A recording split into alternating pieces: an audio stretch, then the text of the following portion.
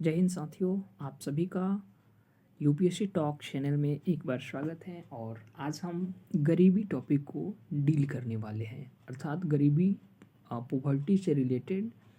खासकर ये पॉइंट्स जो डिस्कशन होगा वो प्रीलिम्स पॉइंट ऑफ व्यू से होगा। मेंस के यहाँ पे जिक्र की बात नहीं हो रही है, मेंस के समय में देखा जाएगा मेंस को लेकर।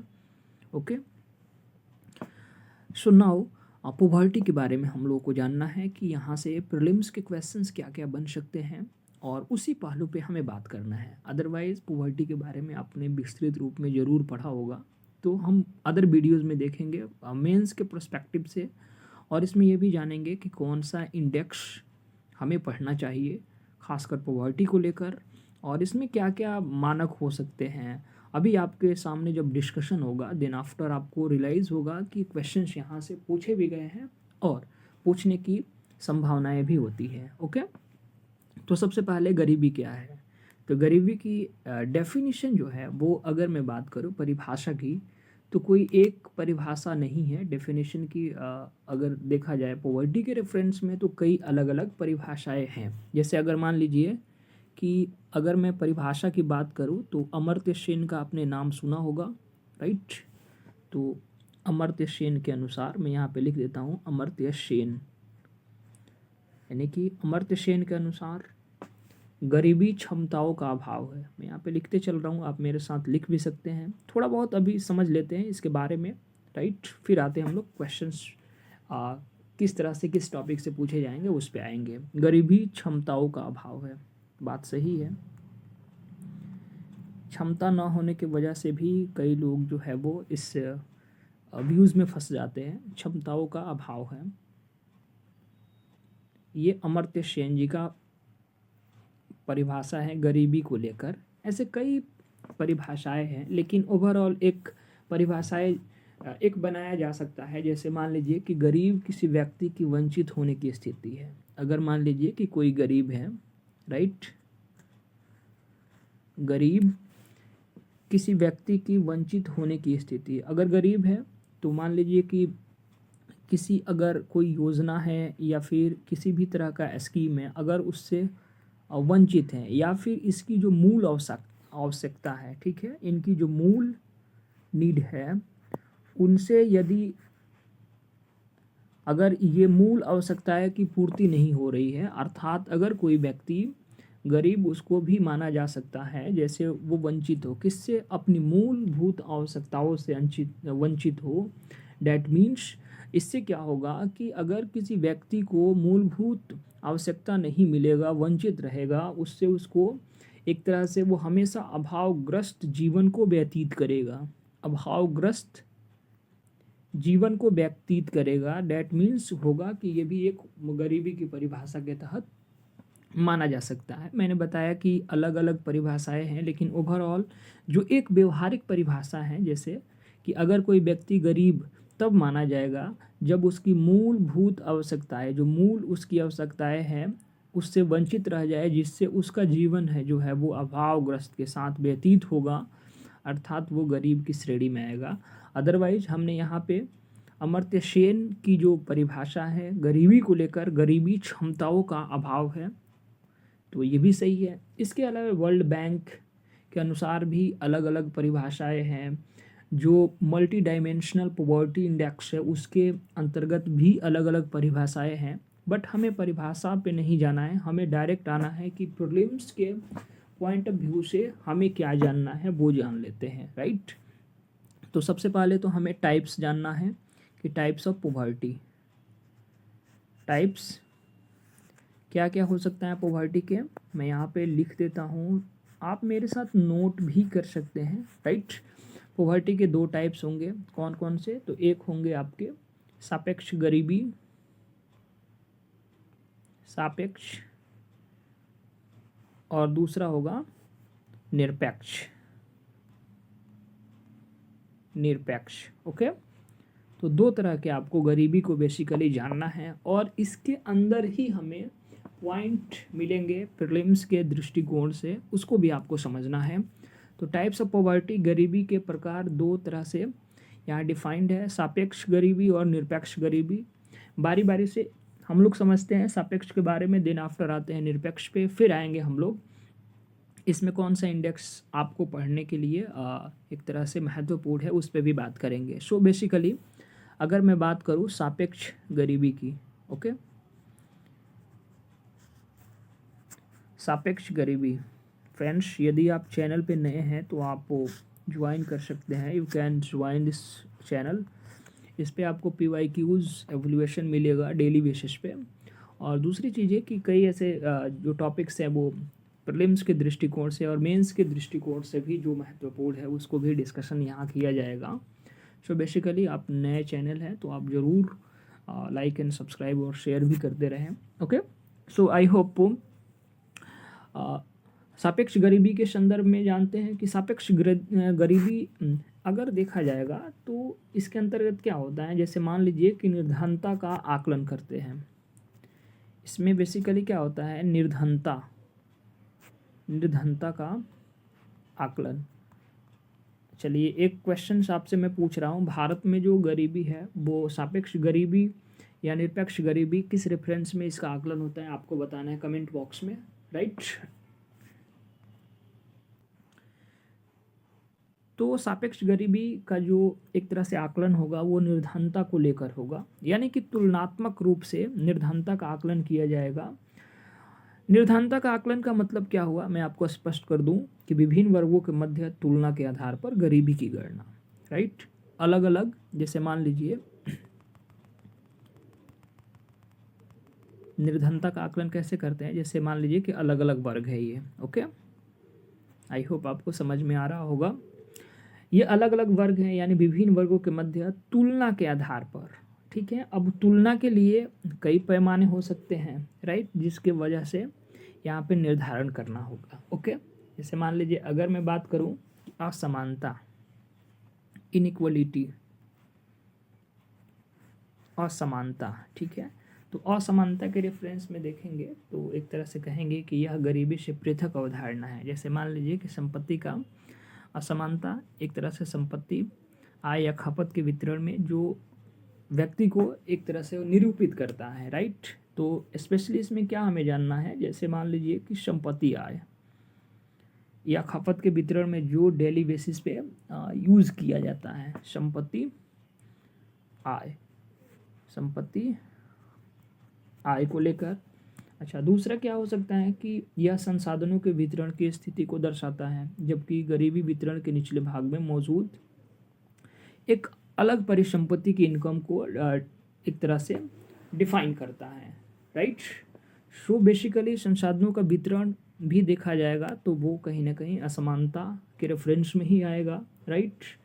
गरीबी का सापेक्ष माप ही असमानता है। अगर देखा जाएगा तो सापेक्ष का मतलब ही होगा कि असमानता के रेफरेंस में इसको मेजरमेंट किया जाएगा, राइट।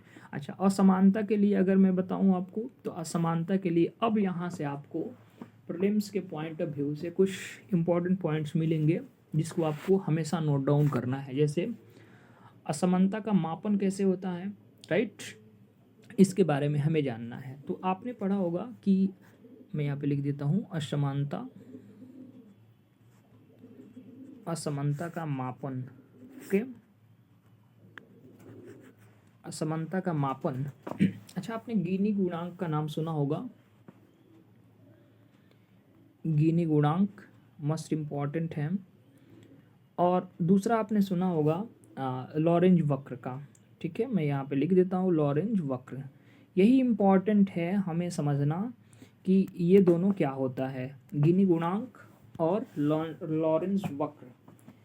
इनफैक्ट यहाँ से क्वेश्चंस पूछे गए हैं तो हमें इस पॉइंट्स पे ज़्यादा डिस्कशन करना है। फिर हम लोग आएंगे जो एब्सोल्यूट पॉवर्टी है उसके बारे में जानेंगे, राइट। अभी हमने रिलेटिव जो पॉवर्टी है उसके बारे में हम डिफाइन कर रहे हैं, धीरे धीरे इसको डिटेल्स में हम लोग समझते जा रहे हैं। लेकिन मैं आपको बताऊँ ये मेंस के पॉइंट ऑफ व्यू से नहीं, ओनली प्रीलिम्स के पॉइंट ऑफ व्यू से ये सेशन चल रहा है, ओके। तो पहले हम लोग गिनी गुणांक के बारे में समझते हैं, देन आफ्टर लॉरेंज वक्र के बारे में हम लोग डिस्कस करेंगे। सो आइए यहाँ पे हेडिंग आप लगा सकते हैं गिनी गुणांक, ओके, गिनी गुणांक आप मेरे साथ इसको लिखते चलेंगे तो ज़्यादा और बेटर होगा। ओके। अच्छा, गिनी गुणांक क्या होता है? जैसे मान लीजिए कि किसी देश में या जनसंख्या के मध्य आय का वितरण, जैसे मान लीजिए कि किसी देश में जो पॉपुलेशन है, राइट, तो उस देश में उपस्थित जो पॉपुलेशन होगा, मैं यहाँ पे नोट डाउन कर देता हूँ, तो उसके मध्य आय के वितरण को ये डिफाइन करता है, ज्ञात करने के लिए होता है। जैसे मान लीजिए कि यह आर्थिक असमानता को एक तरह से डिग्री में, राइट, यहाँ पे मैं लिख देता हूँ डिग्री में, ये इंडिकेट करता है, जिसका वैल्यू 0 से 1 के मिड होता है। गिनी गुणांक स्पेशली क्या करेगा कि यह जो जनसंख्या के मध्य आय के वितरण को सूचित करेगा, लेकिन इसकी माप डिग्री में होती है। ये हमें समझना है कि जैसे मान लीजिए कि अगर 0 है, राइट, 0 है, तो 0 का तात्पर्य क्या है कि पूर्ण रूप से समानता है, राइट, यानी कि 0% असमानता है। मैं अगेन आपको बता दूं कि 0 से लेकर 1 तक इसकी गणना होती है। अगर मान लीजिए कि 0 है गिनी गुणांक, तो उसमें देखा जाएगा कि 0 का तात्पर्य क्या है, पूर्ण समानता है, यानी कि उसमें बोला जाएगा कि 0% असमानता है। यानी कि 0% असमानता का मतलब क्या हुआ कि 100% समानता। ओके, आप अच्छे से थोड़ा इसको समझेंगे कि अगर गिनी गुणांक में अगर 0 जैसे ग्राफ पे 0 आपको डिनोट हो रहा है, इसका मतलब हुआ कि 100% समानता है और 0% असमानता है, क्योंकि इसके इन्वर्स होगा ये। अच्छा, अगर 1 वैल्यूज़ दिखा रहा है ग्राफ पे गिनी गुणांक के रेफरेंस में, तो ये माना जाएगा कि यहाँ पे 100% असमानता है, इनइक्वलिटी है, राइट, और 0% आपका इक्वलिटी है।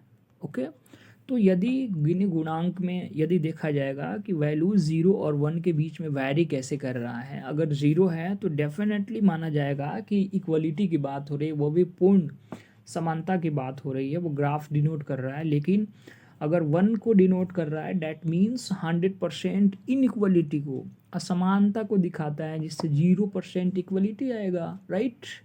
सो बेसिकली आपको यही मेंस प्रीलिम्स के दृष्टिकोण से जानना है। अच्छा, ये जो गिनी गुणांक है ना, इसको दिखाया किस पे जाता है? इसको दिखाया जाता है लॉरेंज वक्र पे, राइट। जैसे अभी मैंने यहाँ पे लिखा है, जस्ट वेट, अभी जो यहाँ पे लिखा गया है आप यहाँ देख सकते हैं। तो इसकी जो एक तरह से जो ग्राफिकल जो इमेज बनेगा वो दिखाया जाएगा आपको लॉरेंज कर्व पे। तो इसके बारे में अब हम जानते हैं कि लॉरेंज वक्र क्या होता है। ओके, आई होप आपको ये चीज़ें समझ में आ रही होगी। ओके, सो बेसिकली अगर मैं बात करूँ कि लॉरेंज कर्व क्या होता है, मैं यहाँ पे लिख देता हूँ, you got my point. Lorenz वक्र क्या होता है? तो यह एक प्रकार की आय की असमानता का ग्राफिकल स्वरूप है। जैसे मान लीजिए कि इनकम इनइक्वलिटी का, आय की असमानता का ग्राफिकल एक तरह का स्वरूप है। इसके अंतर्गत देखेंगे हम लोग, जबकि 45 डिग्री पर खींची गई सीधी रेखा पूर्ण समता को प्रदर्शित करता है। जैसे मान लीजिए कि मैं यहाँ पे कोई एक ग्राफ लेता हूँ। ओके, अब थोड़ा अच्छे से समझेंगे तो आपको समझ में आ जाएगा। ओके, तो जैसे मान लीजिए कि यहाँ पे ये कुल इनकम यानी कि टोटल इनकम को रिप्रेजेंट कर रहा है, राइट। यहाँ पे मैंने ले लिया कुछ एक्स, और यहाँ पे 0, और यहाँ पे मैंने ले लिया 100। ओके, और एक्स वाई, राइट, ये 0 से 100 के बिटवीन में। ओके, एंड ये जो कर्व है ये 45 डिग्री पे ऐसे जाएगा, ठीक है, 45 डिग्री पे जाएगा, राइट। और इसी को दिखाएगा, यही होता है। देखिए, ये लॉरेंज वक्र ए है और ये आपका बी है, राइट। इस कंडीशन में क्या होगा कि जो गिनी गुणांक होता है, वो होता है a/a+b। इसका मतलब ये हुआ कि जो गिनी ए जो है वो सीधी रेखा को डिनोट कर रहा है, राइट, यानी कि जो वक्र रेखा है सीधा ए, यानी कि जो बीच का क्षेत्रफल है उसको डिनोट कर रहा है, राइट। और सीधी रेखा से जो नीचे का कुल क्षेत्रफल है वो बी को डिनोट कर रहा है। अर्थात इसी के रेशियो को हम क्या बोलेंगे, इसी के रेशियो को बोलते हैं गिनी गुणांक। स्पेशली आप समझे तो गिनी गुणांक किसे कहेंगे, तो जो यहाँ पे लॉरेंज वक्र पे जो ratio, you got my point, आप थोड़ा पेशेंस से समझेंगे आपको समझ में आएगा।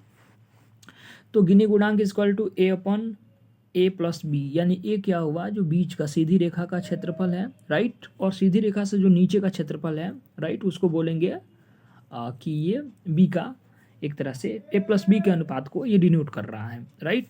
तो यहाँ से आप देख सकते हैं इस वक्र से भी कि अगर गिनी गुणांक के मान में वृद्धि होगा तो असमानता में वृद्धि को यह इंगित करेगा। तो गिनी गुणांक के मान में वृद्धि नहीं होना चाहिए बल्कि जीरो पे होना चाहिए। जैसे हमने यहाँ पे देखा कि अगर जीरो के पास ये ग्राफ रहेगा तो डैट मीन्स वहाँ पे इक्वलिटी की जो पॉसिबिलिटीज़ है वो मैक्सिमम है, लेकिन जैसे ही वो वैरी करेगा सो वो कहीं ना कहीं इनइक्वलिटी को ज़्यादा प्रेफर करेगा। सो आई होप आपको लॉरेंज वक्र भी समझ में आया होगा। यह एक प्रकार का आय की असमानता का ज्योग्राफिकल स्वरूप होता है, राइट, जिसको गिनी गुणांक के रेफरेंस में दिखाया जाता है। यानी कि गिनी गुणांक की जो भी थीम होगी, राइट, उसको एक तो डिग्री में दिखाया जाएगा, देन आफ्टर इसको लॉरेंज वक्र पे दिखाया जाएगा अच्छे से। तो आपको ये चीज़ें याद रखना है। जैसे मान लीजिए पूछ दे कि गिनी गुणांक के मान में कमी से क्या होगा, कमी वृद्धि से क्या होगा, डैट मीन्स ये आपको अच्छे से इसको होलिस्टिक समझना है और आपको अच्छे से समझ में आना भी चाहिए। आई होप आपको ये लॉरेंज वक्र भी समझ में आया होगा, गिनी गुणांक भी समझ में आया होगा। ओके, यानी कि जो रिलेटिव पॉवर्टी है, सापेक्ष गरीबी, उसके रेफरेंस में हम लोगों ने टॉक कर लिया। ओके, अगेन आते हैं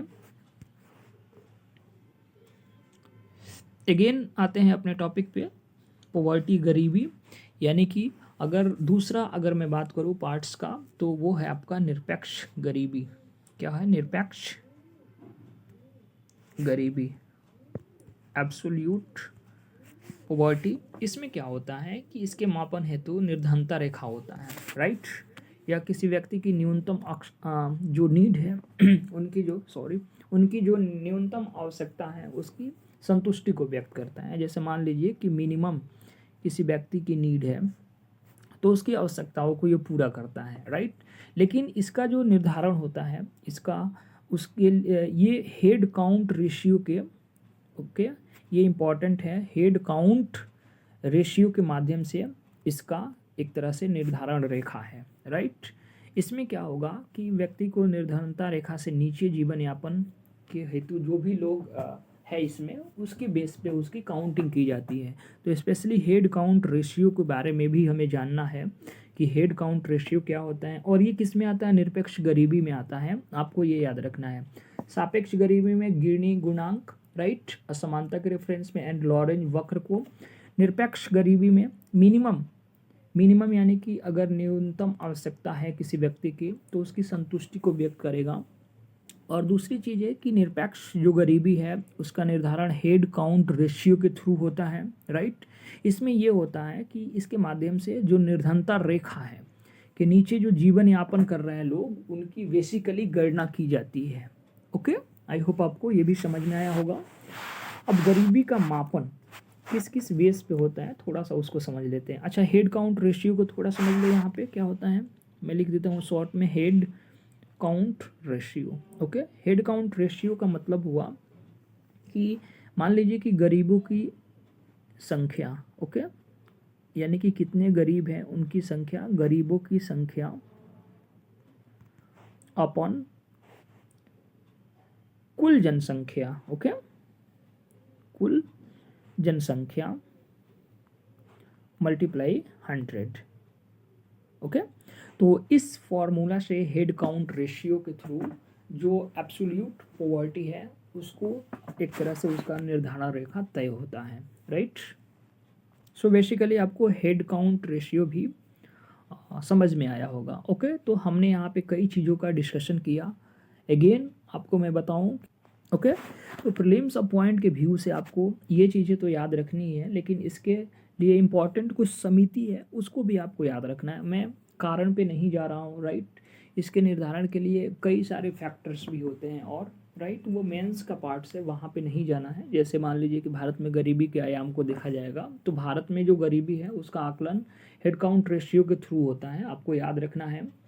और जैसे मैंने पहले क्वेश्चंस भी किया था, तो आपको वो भी याद रखना है कि हेड काउंट रेशियो बेस पे ही जो एब्सोल्यूट पॉवर्टी है उसको भारत के रेफरेंस में यूज़ किया जाता है। आई होप आपको ये क्वेश्चन समझ में आया होगा। इस तरह के क्वेश्चंस बनेंगे आप जब PYQ या टेस्ट सीरीज देंगे, तो देन आफ्टर आप वहाँ पे देखेंगे कि इस तरह के क्वेश्चंस जो है वो बनाए जा रहे हैं, और इसकी समझ आपको होनी चाहिए। खासकर लॉरेंज जो वक्र है, कर्व है, एंड गिनी गुणांक की तो समझ बेहतर होनी ही चाहिए। ओके, आई होप आपको सापेक्ष गरीबी निरपेक्ष गरीबी में डिफरेंट समझ में आया होगा। राइट, अब हम समिति पे बात करेंगे, it is the most important. तो आप पूरी समितिज को अच्छे समझिए, हम एक एक करके समितिज को समझेंगे। राइट, और इसमें देखेंगे कि किस समिति ने क्या प्रावधान किया और वो कितना महत्वपूर्ण है। ओके, सो लेट अस गो। अब हम यहाँ पे कुछ समितियों की बात करेंगे, जैसे अलग समिति, जैसे अलग समिति, मैं यहाँ पे लिखते चल रहा हूँ, आप मेरे साथ नोट डाउन करेंगे तो ज़्यादा बेटर होगा। अलग समिति, लकड़वाला समिति, लकड़वाला समिति। ओके, एंड थर्ड पे लिखेंगे हम लोग तेंदुलकर समिति। ये पीटी के पॉइंट ऑफ व्यू से बहुत इंपॉर्टेंट है, तेंदुलकर समिति। और लास्ट में लिखेंगे रंग राजन, सॉरी, रंगराजन समिति, रंगराजन समिति। तो इन समितियों के बारे में बारी बारी से हम लोगों को पढ़ना है, और यही आपको प्रीलिम्स के पॉइंट ऑफ व्यू से काफ़ी महत्वपूर्ण है। इसके अलावा मैं लास्ट में आपको बताऊंगा इंडेक्स को, कि कौन से इंडेक्स को पढ़ना है। राइट, और इसके लिए खासकर, और इंडेक्स की जो एक तरह से जो फ्रेमिंग होगी वो क्या होनी चाहिए वो भी मैं बताऊंगा, तो आप लास्ट तक ज़रूर देखिए इसको। राइट, और आप वीडियोज़ को लाइक एंड सब्सक्राइब और शेयर भी कर सकते हैं, ताकि अन्य लोगों तक पहुँचे, अन्य लोग भी इसको समझ पाए और जान पाए। ओके, सो बेसिकली अलग समिति, लकड़वाला समिति, तेंदुलकर समिति एंड रंगराजन समिति, बेसिकली इसके बारे में हम लोगों को देखना है। ओके, तो सबसे पहले हम लोग स्टार्ट करेंगे अलग समिति के बारे में। ओके, मैं यहाँ पे लिख देता हूँ अलग समिति, अलग समिति। ओके, अच्छा, अलग समिति में क्या हुई थी, जैसे अलग समिति ने अपनी जो रिपोर्ट दी थी उसमें उन्होंने ये कहा था कि जो ग्रामीण और शहरी क्षेत्र हेतु जो गरीबी रेखा निर्धारण है वो कैलोरी की मात्रा पे होनी चाहिए। फर्स्ट आपको याद रखना है कि कैलोरी की मात्रा पर ग्रामीण और शहरी क्षेत्र के लिए, ग्रामीण और शहरी क्षेत्र के लिए इन्होंने बात की थी। राइट, यानी कि कैलोरी बेस पे अलग समिति ने ये बोला कि इस बेस पे भी गरीबी रेखा का निर्धारण किया जा सकता है। जैसे उन्होंने बोला कि ग्रामीण क्षेत्र है, उन्होंने बताया कि 2400 यानी कि 2400 कैलोरी अगर मैं बात करूं तो ग्रामीण क्षेत्र के लिए प्रतिदिन। ओके, और 2100 कैलोरी की मैं बात करूं तो वो हो जाएगा आपके शहरी क्षेत्र के लिए। ओके, प्रतिदिन।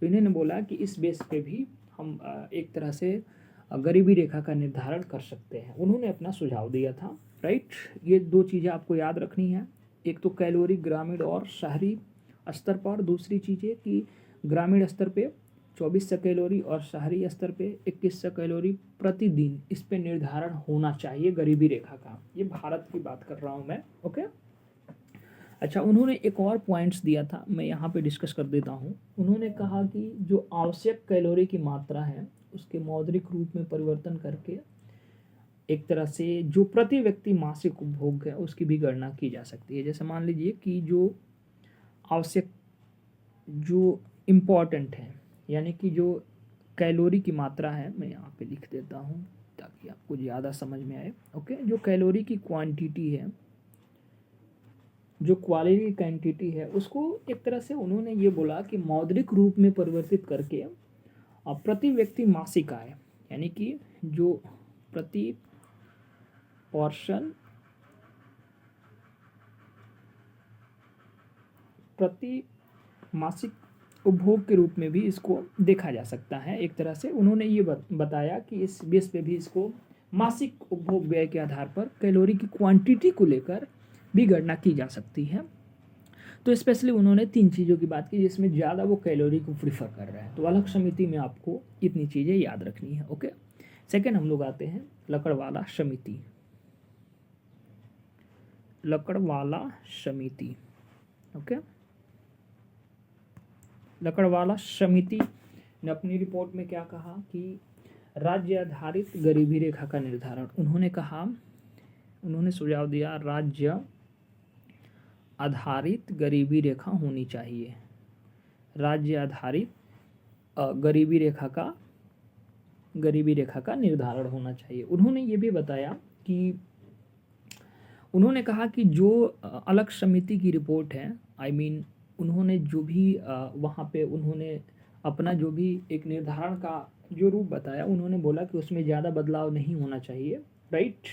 और उनकी सिफारिशों को इन्होंने भी माना और इन्होंने होपफुली ये कहा कि समिति से गरीबी रेखा की गणना में इन्फ्लेशन के प्रभाव को भी शामिल करने की सिफारिश है। उन्होंने बोला कि जो इन्फ्लेशन का इम्पैक्ट है, इन्फ्लेशन से जो इम्पैक्ट हो रहे हैं, जो प्रभाव पड़ रहे हैं, उसको भी शामिल करने की आवश्यकता है। लेकिन आपको यहाँ पे बस ये चीज़ें याद रखनी है कि इन्होंने कैलोरी की मात्रा की बात नहीं की। इन्होंने बोला कि अलग समिति की जो रिपोर्ट, जो सिफारिश है, उसमें ज़्यादा बदलाव करने की आवश्यकता नहीं है, राइट। उन्होंने बोला कि उसमें और इन्फ्लेशन से जो इम्पैक्ट पड़ रहे हैं उसको वहाँ पे उसको भी माना जा सकता है, वो भी एक निर्धारण का पहलू हो सकता है। तो उन्होंने बेसिकली राज्य आधारित गरीबी रेखा का निर्धारण पे विशेष बल दिया और उन्होंने बोला कि इन्फ्लेशन के प्रभाव को भी शामिल किया जा सकता है।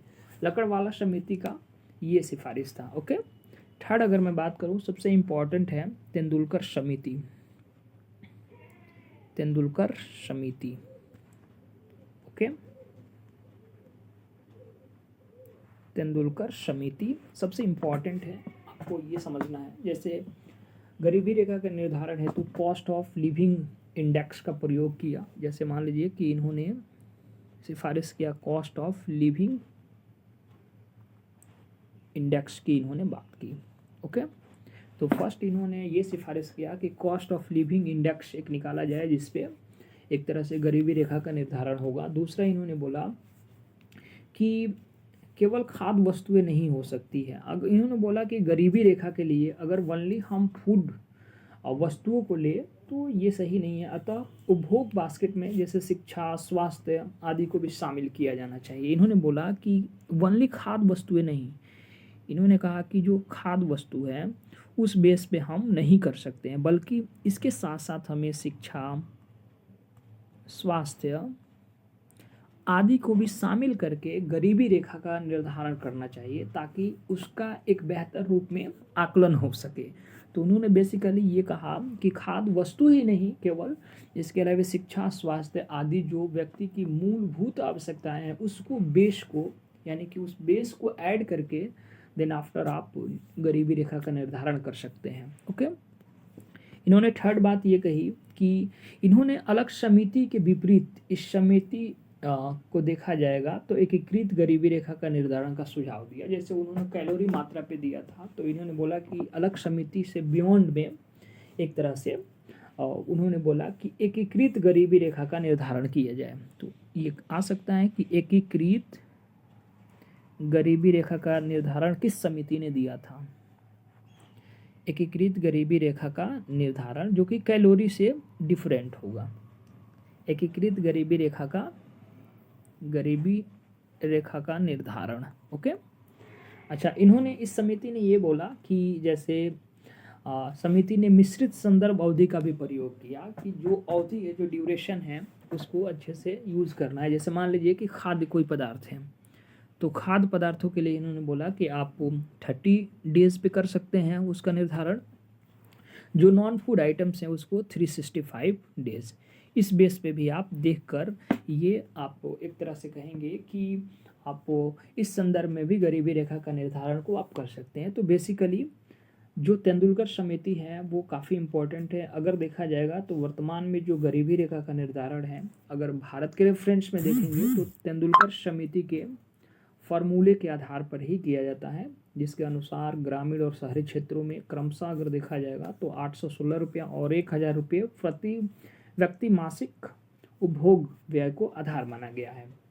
ओके, तो बेसिकली भारत में किस प्रकार की गरीबी का निर्धारण है देखा जाएगा कि समिति से ज़्यादा इंस्पायर है या उसको फॉलो किया जाता है उस फॉर्मूले को, तो तेंदुलकर समिति। ओके, तेंदुलकर समिति का जो मैंने अभी बताया आपको, मैं अगेन आपको बता दूं यहाँ पे, जस्ट वेट। ओके, तो इन्होंने कॉस्ट ऑफ लिविंग इंडेक्स के रेफरेंस में बात की, खाद्य वस्तुएं नहीं, शिक्षा, स्वास्थ्य और अन्य जो भी आवश्यकताएं हैं व्यक्ति की, उस बेस पे भी आप कर सकते हैं। और एकीकृत गरीबी जो कि उससे बियॉन्ड है, यानी कि मिश्रित अवधि, खासकर जो खाद्य को लेकर है, नॉन जो फूड आइटम्स है उसको लेकर इन्होंने ड्यूरेशन की बात की। ओके, आई होप आपको ये भी समझ में आया होगा। सो नेक्स्ट हम बढ़ते हैं रंगराजन समिति को लेकर क्या सिफारिशें हैं। रंगराजन समिति, तो होपफुली रंगराजन समिति में इन्होंने ये कहा कि व्यक्ति के बजाय परिवार की इकाई को माना जाए। इन्होंने बोला कि व्यक्ति को ना माना जाए, यानी कि पर्सन को ना माना जाए, बल्कि परिवार की इकाई माना। इन्होंने ये बोला कि व्यक्ति ना मानिए, आप एक परिवार की उसको इकाई मानिए, यानी कि फैमिली यूनिट्स को इन्होंने प्रेफर किया, फैमिली यूनिट्स को इन्होंने प्रेफर किया। और इन्होंने इस बेस पे किया कि जैसे मान लीजिए इलेक्ट्रिक है, किराया है और आदि एक तरह से परिवार द्वारा सम्मिलित रूप से न्याय किए जाते हैं, तो उस रेफरेंस में बात की इन्होंने कि इसको भी ध्यान में रखा जाए। जैसे विद्युत हुआ, किराया हुआ, राइट, आदि पे इन्होंने बात की कि इसको भी ध्यान में रखा जाए और फैमिली को एक इकाई माना जाए, न कि एक व्यक्ति के रूप में उसको देखा जाए। इन्होंने एक ये चीज़ें बात की। दूसरी चीज़ें इन्होंने बात की कि समिति ने एकीकृत गरीबी की रेखा के बजाय अलग अलग गरीबी रेखा स्वीकार की। अब एकीकृत को इन्होंने अस्वीकार कर दिया। ओके, एकीकृत तेंदुलकर समिति ने बताया था, एकीकृत गरीबी को इन्होंने अस्वीकार कर दिया। उन्होंने बोला कि नहीं, इसके बियॉन्ड में अलग अलग रेखा, अलग अलग रूपों से अगर देखा जाए तो गरीबी रेखा को स्वीकार किया जा सकता है। जैसे इन्होंने बताया कि मिश्रित संदर्भ अवधि के बजाय संशोधित मिश्रित संदर्भ अवधि, दो चेंजेस किए इन्होंने। एकीकृत गरीबी को इन्होंने अस्वीकार कर दिया, मैं यहाँ लिख देता हूँ, अस्वीकार कर दिया, राइट। और दूसरी चीज़ है, जो तेंदुलकर समिति ने मिश्रित संदर्भ की अवधि दिया था उसको भी इन्होंने अस्वीकार कर दिया। मिश्रित संदर्भ जो अवधि था उसको भी इन्होंने अस्वीकार कर दिया। तो दोनों को अस्वीकार करने वाला समिति कौन है, तो रंगराजन समिति है। उन्होंने इसके बियॉन्ड में अलग अलग अपना रूप दिया। जैसे मान लीजिए इन्होंने बोला कि संशोधित मिश्रित संदर्भ अवधि का प्रयोग होना चाहिए। जैसे इन्होंने बोला कि खाद्य जो पदार्थ हैं, जो खाद्य पदार्थ हैं, इन्होंने खाद्य पदार्थ हुए तो बोला कि आप 7 डेज रख लीजिए, राइट। और जो ईंधन है, जैसे फ्यूल है, प्रकाश है, किराया है, मैं यहाँ पे लिख देता हूँ ईंधन, किराया, राइट, और प्रकाश है, आप उसके लिए 3 डेज का ड्यूरेशन रखें, 3 डेज के बेस पे करें। इसके अलावा जो व्यक्ति की अपनी नीड है, जैसे मान लीजिए कि कपड़े हैं या शूज हैं, अदर जो यूजेज हैं, उसके लिए उन्होंने बोला, जैसे मैं यहाँ लिख देता हूँ कपड़े, जूते, राइट, आदि के लिए उन्होंने बोला कि आप इसको 365 डेज पे आप इसकी गणना करें। अर्थात इन्होंने 3 जो उन्होंने बोला कि जो मिश्रित संदर्भ अवधि है उसके बजाय संशोधित मिश्रित संदर्भ अवधि का प्रयोग किया, राइट। उन्होंने बेसिकली इन चीज़ों को उन्होंने ज़्यादा जिक्र किया और ये सिफारिशें की, राइट। इसके अलावा उन्होंने एक बहुत ही इम्पॉर्टेंट बात की कि पोषक तत्वों को भी उपभोग जैसे बास्केट में शामिल है तो सिफारिश किया जाए। जैसे मान लीजिए कि जो पोषक तत्व हैं उसको भी एक तरह से उन्होंने सिफारिश की कि इसको भी उपभोग बास्केट में शामिल किया जाए, ताकि यहाँ से भी जैसे उपभोग बास्केट में शामिल करने से क्या होगा कि इसकी इम्पोर्टेंस बढ़ जाएगी। देन आफ्टर इन्होंने ये बोला कि इससे ज़्यादा इजी वे में एक तरह से गरीबी रेखा का निर्धारण हो सकेगा। तो होपफुली रंगराजन समिति ने भी इन सब सिफारिशों को दिया, और लेकिन अंततः भारत में जो फार्मूला चला वो एक तरह से तेंदुलकर समिति के फॉर्मूले को अडॉप्ट किया गया है। लेकिन हमें क्या जानना है प्रीलिम्स पॉइंट व्यू से, चारों समितियों के रेफरेंस में क्या क्या बातें की गई हैं, यहीं से प्रीलिम्स के क्वेश्चंस बनेंगे। चाहे आप मॉक टेस्ट दीजिए किसी इंस्टीट्यूट का या फिर PYQs देखिए, तो होपफुली यहाँ से क्वेश्चंस बनेंगे। अच्छा, इंडेक्स की मैं बात करूँ, मैंने बोला था कि लास्ट सेशन में इंडेक्स की मैं बात करूँगा। इंडेक्स में आपको एक तो जैसे आपको नेशनल लेवल पे, मैं यहाँ पे लिख देता हूँ, और एक वैश्विक लेवल पे यानी कि ग्लोबल लेवल पे, दो इंडेक्स को आपको इम्पोर्टेंट रूप से पढ़ना है और उसके आयाम को भी समझना है, बहुत अच्छे से समझना होगा। जैसे अगर मैं बात करूँ नेशनल लेवल पे, तो नेशनल लेवल पे होता है MPI index, okay, multi dimensional poverty index एक नेशनल लेवल पे आएगा,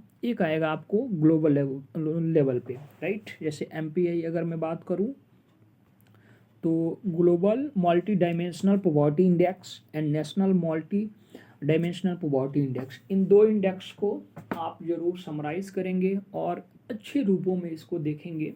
मैं आपको बता दूं कि अभी की जो रिसेंटली इंडेक्स आया होगा 2024 की 23 की, कंपैरेटिवली आप उसको देखेंगे, तुलनात्मक रूप से उसको देखेंगे, and you have to be decide कि वहाँ से किस तरह के डेटा को कलेक्शन करना है और उसको अच्छे से, जैसे इसमें खासकर जो जैसे उद्देश्य क्या है, इसमें किस जो इसके पिलर्स हैं उसको इम्पॉर्टेंट है जानना, राइट।